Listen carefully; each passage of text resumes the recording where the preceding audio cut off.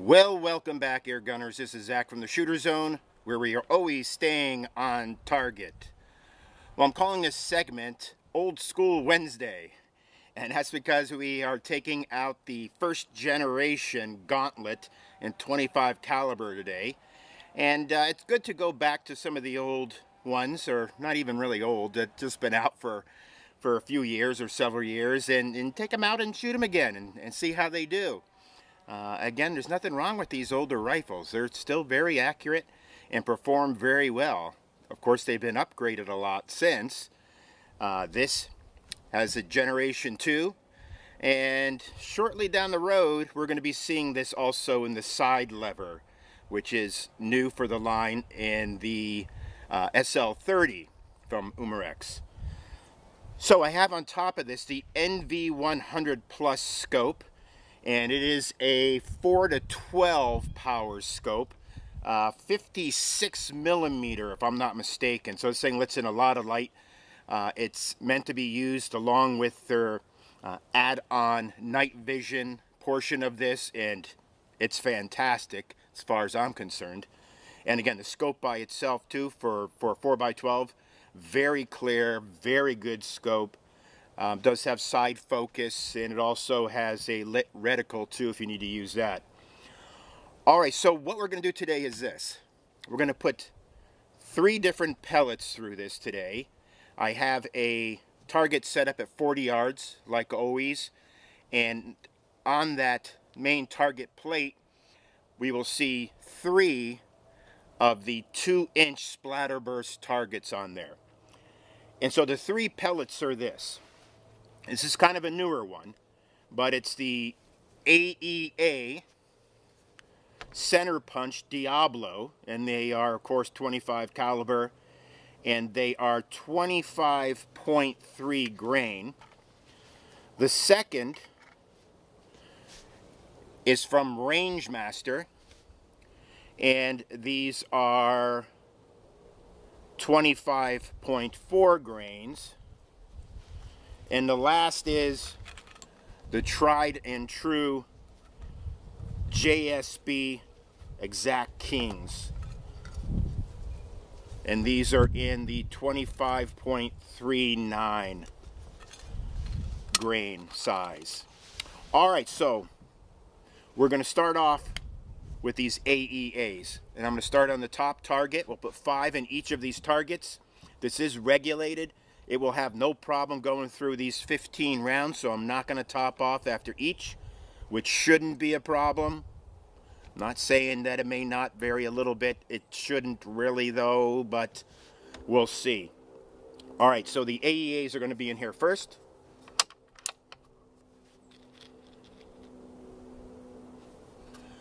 Again, the purpose of this is to see how tight the groups will be. Pellets will vary a little bit as far as point of impact, which is okay. We're just trying to see how close we can get these pellets to stack, hopefully on top of one another or right next to one another. All right, I think that's it. Oh, I do have a larger bottle on this, and it is pushing about 40 FPE the way I have the regulator set up, so I'm not really pushing this thing a lot. You know, there have been people out there that push these well over 50 foot-pounds. For me, that's not what I wanted. You know, I wanted to keep this more of a shooter, though this is very capable at 40 FP to take, you know, smaller games such as rabbits and raccoons and possums and that size kind of game. So again, this is no wimp by any means at 40 FPE. All right, so let's do this. Again, 5 shots. We'll start at the top target and work our way around. And I do have this set up at 12 power.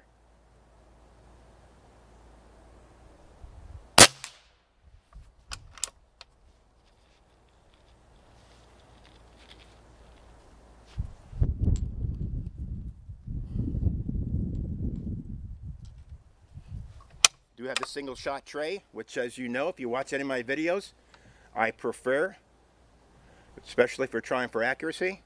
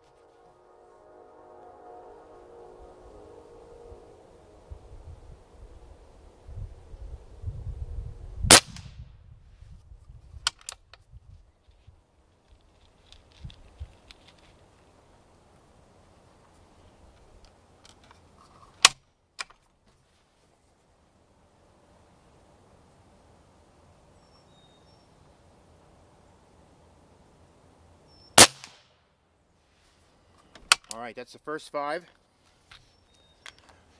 Can't complain about that group at 40 yards. These AEAs for sure, good shooters. Now we're going to move on to the Rangemasters.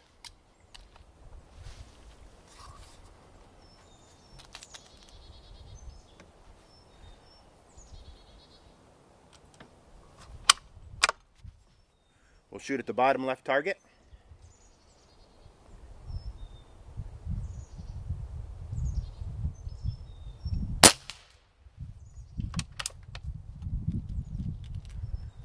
The wind does come and go a little bit, as it always does up here. Some days are worse than others, but there's usually always wind. And it is coming and going a little bit today.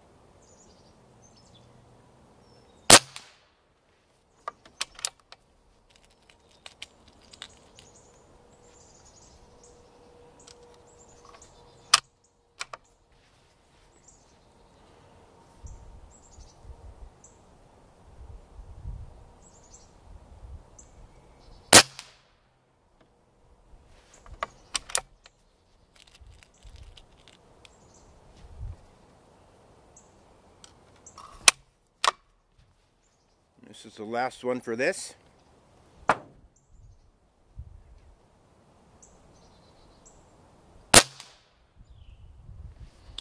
Alright, and that's 5 shots. Again, this is a 2-inch target we're shooting at here, so we're not shooting at like a 4-inch target or 6-inch target or something like that, which a lot of people use. You know, we're keeping it nice and small. And so that's really not, I mean, that's not a bad group either. It is a little bit wider than the first, but again, not that it's a bad group. And now these are the JSBs. We'll put 5 on that bottom left. Or bottom right, excuse me.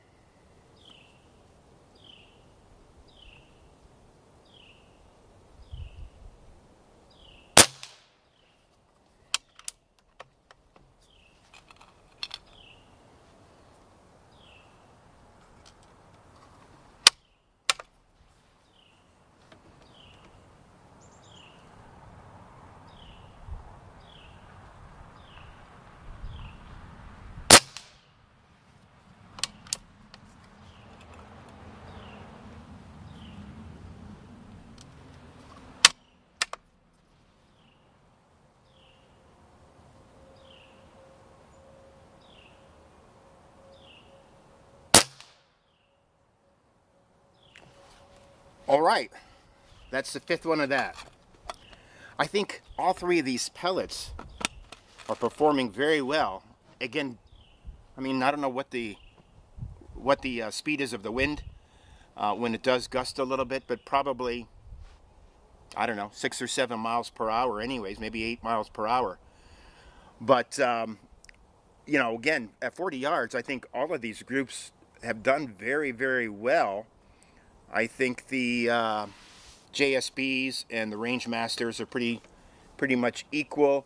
And I think the AEAs, the new boy on the block, I think they pulled through with the tightest group up there. So that's good to see. You know, as the years go on, we have more and more options in the airgun world for different things. And again, it's fantastic to see the progression of airguns. And I've only been really heavy into it for the last 3 years. But just the progressions in the last 3 years have been amazing. A lot of the new products that have been coming out have just been fantastic. Some of the older products that are still around but have been refined a couple times since their original coming out is again just a testament to, again, the quality and the dedication that these companies have to their air guns. And I really look forward to seeing what happens over the next 3 years and how things progress. But just goes to show you that even pulling out a Generation 1 Gauntlet in 25 caliber, how these things are still shooters even today and are, you know, well worth keeping around. And again, if you don't want to drag out your new air rifle and if you're hunting, drag it through the woods, you can take out this old booger and you can drag it around, and it is still a fantastic shooter, and there's nothing wrong with it at all. Again, right out of the box, when you get any of these gauntlets, you do typically have to go through the trigger and make some adjustments on it, which is fairly straightforward. But once you do, the trigger is nice and crisp and you know, fairly light. So again, that's all you have to do, and then they're good shooters right off the bat. And that's even with the 2nd generation gauntlets. You do need to go through the trigger when you get them out of the box. And again, that's probably for liability purposes. Obviously, you know, I don't think air gun manufacturers want to, you know, send you out a rifle that, you know, has a, I don't know, half-pound pull or 0.7 pound pull. You know, they'd rather send it with a little bit of slack in it and a little bit harder to pull, and again, let you do that on your own, and then again, you're responsible for it after that point, which I think is the safest way to go and the smartest thing to do. But in saying that, again, some of these old rifles, they still shoot good, and I enjoy taking them out, and I enjoy shooting them. And yes, I enjoy shooting the new ones, but I love to shoot the old ones too, because again, you're still making a comparison between how the old rifles shoot and how the new rifles shoot, and you know, are they shooting any better, you know, and how have they progressed, and all of that is just good information to keep in your head. All right, well, that's it for today. If you haven't liked this page yet, please click below and like this page. We would appreciate that very much. If you haven't been to our Facebook page, just check out the Shooter Zone on Facebook. Give that a like as well. And again, all of these great products that I've mentioned here today, check them out. Go to their websites. They're all fantastic products, and you can't go wrong with any of them. So for today, again, that's going to be it. Till we see you next time, shoot lots, be safe, and we'll see you again soon. Take care now.